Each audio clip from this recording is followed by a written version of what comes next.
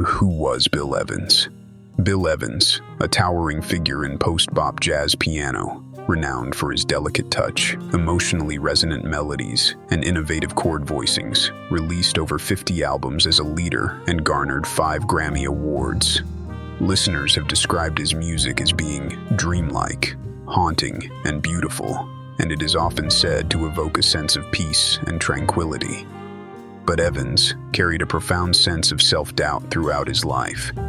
Despite his striking presence, intellectual depth, and eloquent articulation about his music, he battled a persistent confidence problem, as he described it. To compensate for his perceived lack of talent, he immersed himself wholeheartedly in the intricacies of his craft, tirelessly refining his artistry. Yet, to cope with the pressure and inner turmoil, he developed a lifelong heroin addiction, leading to a challenging personal life marked by difficult living conditions, 2 failed marriages, 1 ending tragically, and an untimely death. William John Evans was born in Plainfield, New Jersey in 1929, of a devout Russian Orthodox mother and an alcoholic father of Welsh origins, who managed a golf course. Evans' Russian side accounts for the special feeling many of his Russian fans have for him that he is one of them.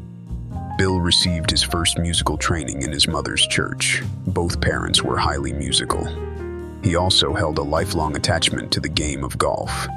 Bill began studying piano at age 6, and since his parents wanted him to know more than one instrument, he took up the violin the following year and the flute at age 13. He became very proficient on the flute, although he hardly played it in his later years. Evans' older brother Harry, 2 years his senior, was his first influence. Harry was the first one in the family to take piano lessons, and Bill began at the piano by mimicking him. He worshipped his older brother and tried to keep up with him in sports too. Bill and Harry's childhood and family life was probably dysfunctional, looking back on it in terms of the norms of today. Harry Sr. had a drinking problem, often leaving home on binges for days at a time. Harry Evans Jr. suffered from depression from his 30s on, eventually taking his own life in the early 70s when he was 52. Bill was devastated. Evans' mother was an amateur pianist herself and had amassed piles of old sheet music, which the young Bill read through, gaining breadth and above all speed at sight reading.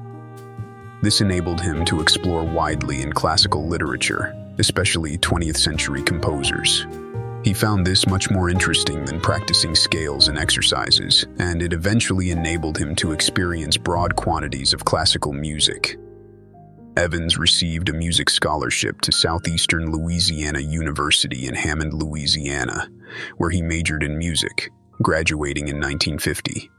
His professors faulted him for not playing the scales and exercises correctly, although he could play the classical pieces perfectly with ease. In college, he discovered the work of Bud Powell and Nat King Cole, who had a profound influence on him. After that, he spent 1951 to 1954 in the Army, during which he managed to gig around Chicago. Upon his discharge, he decided to pursue a jazz career and settled in New York. In September of 1956, Evans recorded his first album, including 4 Evans originals: 5. Conception, No Cover, No Minimum, and the eventual classic Waltz for Debbie. The album, entitled New Jazz Conceptions, was a critical success, winning Evans very positive reviews in Downbeat magazine, but it only sold 800 copies in its first year. Despite his unassuming demeanor, Bill Evans' big break came when Miles Davis hired him to join his band, placing him in a rhythm section alongside John Coltrane and Cannonball Adderley. Miles, intrigued by Evans' quiet and self-effacing personality, decided to test his musical integrity. Evans, the only white musician in an otherwise predominantly black band, faced the challenge of proving his worth amidst the group's musical prowess. Miles sought to determine whether Evans would succumb to musical intimidation or rise to the occasion. Evans passed the test.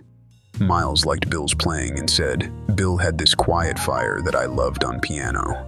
The sound he made was like crystal notes or sparkling water cascading down from some clear waterfall.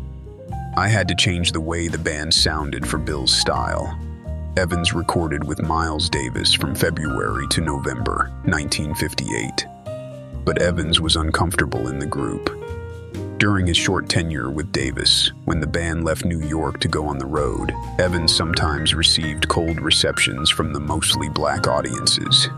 Evans later acknowledged that some felt his presence threatened the black pride aspect of the famed Davis band's success. He disliked all the traveling and the harassment he was getting from black fans about being the only white musician in the group. It was getting to him. It was disturbing to Miles, too. Davis noted in his autobiography that Evans was sensitive to the criticism. This might have been a contributing factor to Evans leaving the band after just 7 months. There was also the annoying criticism that he didn't play fast enough or hard enough, that his playing was too delicate. After leaving Davis's group, Evans recorded Peace Peace. It became a jazz standard and was performed during a 6-minute 41-second piano solo on the album. Along with the swing in this album came a more personal, more nuanced touch. Evans was moving away from the dominant influences of his jazz formation and toward the sound that would characterize his mature years.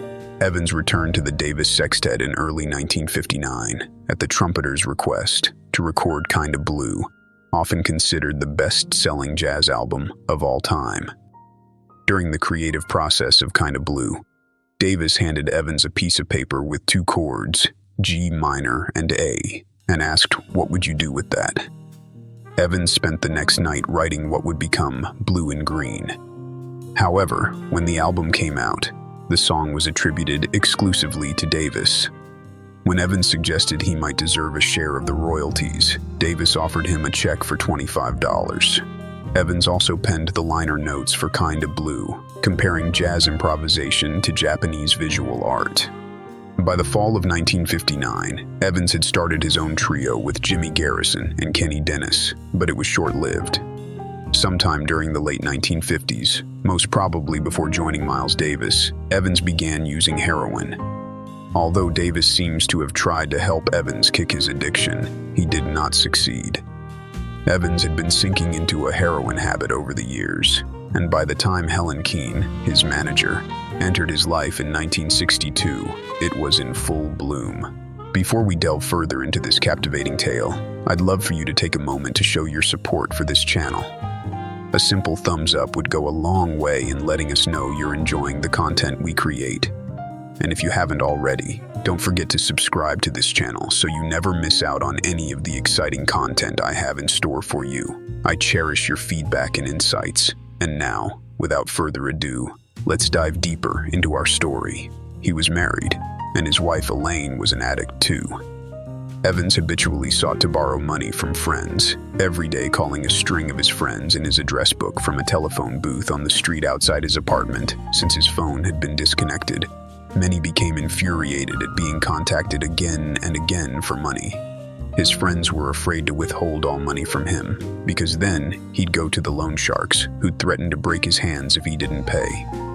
At one point, his friends, including Helen Keane and his new producer Creed Taylor, decided to withhold cash from him while directly paying his bills.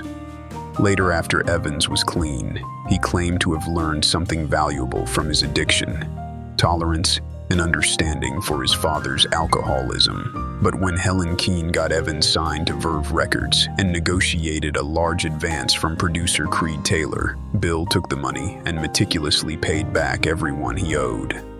Evans became better known and sold more records as the decade went on. He was soon making enough money for him and his wife to move out of Manhattan to a comfortable section of the Bronx called Riverdale. Evans' career began just before the rock music explosion in the 1960s. During this decade, jazz was swept into a corner, and most new talents had few opportunities to gain recognition, especially in America. However, Evans believed he had been lucky to gain some exposure before this profound change in the music world, and never had problems gaining bookings and recording opportunities. Evans spent some time briefly recording for Columbia, but did not consider it very productive.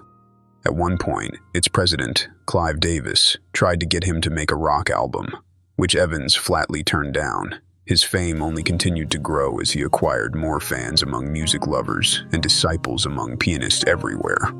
It was also around this time, 1970, that Evans's wife Elaine committed suicide by throwing herself under a subway train. As a result, he went back on heroin for a while, then got into a methadone treatment program and stayed away from drugs for almost the last decade of his life. He married again to Nanette and had a child by her, whom they named Evan. His son became the inspiration for the beautiful tune, Letter to Evan. The marriage did not last, however, and soon he was living by himself in Fort Lee, New Jersey. In 1980, Bill Evans began using cocaine, the fashionable drug that he imagined was safe. But actually, it demands replenishment in the bloodstream every few hours, rather than just once a day like heroin. He started with 1 gram per weekend, but later started taking several grams daily. At the end of summer of that year, Bill asked his drummer to drive him to the hospital, since he was having severe stomach pains. He checked in and died there the 15th of September. The cause of death was a combination of peptic ulcer, cirrhosis, bronchial pneumonia, and untreated hepatitis. Evans' friends described Evans' struggle with drugs as the longest suicide in history. The tributes poured in, and by 1983, a double album had been assembled with pianists who had been influenced or touched by Evans, each contributing a single piece. His stature has only continued to grow. He has become, along with Oscar Peterson, one of the major enduring forces in jazz piano. This is Donovan from One Track Jazz. Thanks for listening.